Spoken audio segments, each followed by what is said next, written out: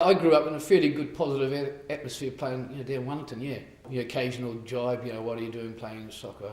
Well, certainly football-wise, the only TV we had was at a match of the day on Sunday. So, that wise it was fairly insular. And, we look across the ditch to Aussie and, what are they doing, things like that. But, New Zealand, for me, it seemed like, this was the world, New Zealand, and really, when I started playing for New Zealand, it was nowhere near the world, So, New Zealand was a great place to grow up in, and, the football was great for me, growing up. I had plenty of room and plenty of time to play, but, we were just a speck in the world, it was a amateur sport, wasn't it? So, some of us may have got a little bit of pocket money now and again, but it was just an amateur sport, and we just played it for the love of it. And the National League was strong in those days, and we really enjoyed those National League games, and the National League atmosphere was fantastic. I was lucky to play with John Hill and Grant Turner, who were two Gisborne City boys with me, and the crowd was behind us, and it was a fantastic atmosphere.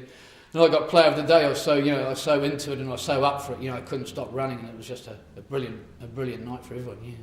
I think it was unfortunate Fiji had a bit of trouble with the management and things like that, But we just realised, if we just kept on going, straight from the start, we could, win quite comfortably, But as soon as the goals kept going in, Fiji just dropped further and further away. So, it was just a matter of just keeping on to them, And I just remember a couple of times saying, I don't really need to go back and mark, So it was one of those games where once you get on top of teams, sometimes, you just stay up front and the ball just keeps coming back to you, Putting his ball through for Mackay. Mackay running onto it nicely round the goalkeeper. Bounce in front of Kidder, and he puts it in. It's 8-0.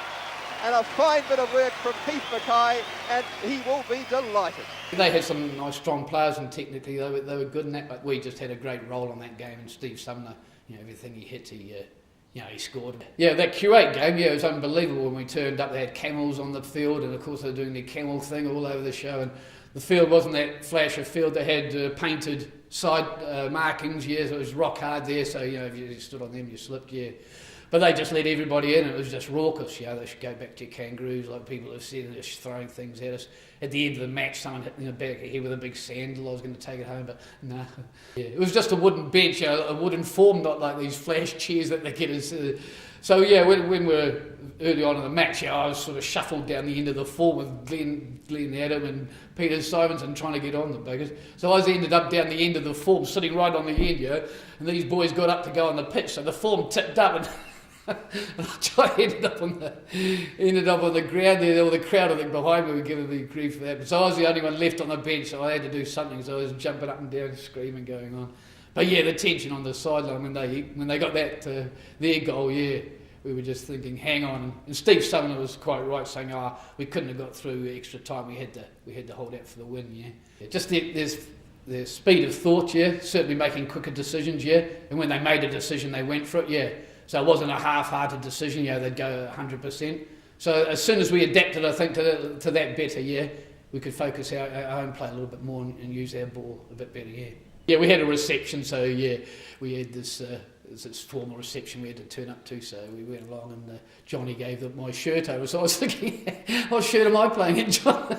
So unfortunately Billy had to give me his one, so I don't think Billy was too chuffed about that because he realised he wasn't going to play then, but it was after our Brazil match. The Brazilians all turned up outside, we were waiting in our bus, it was stinking hot, and we were waiting for our person to do the dope test, our player, and the Brazilians would walk out and they'd get into limousines, individual limousines, and just drive off, and we were all squashed together in the bus. But it was a different world, we were just so lucky to be in that group, I think, to see those players and to experience what really top class international football, was all about.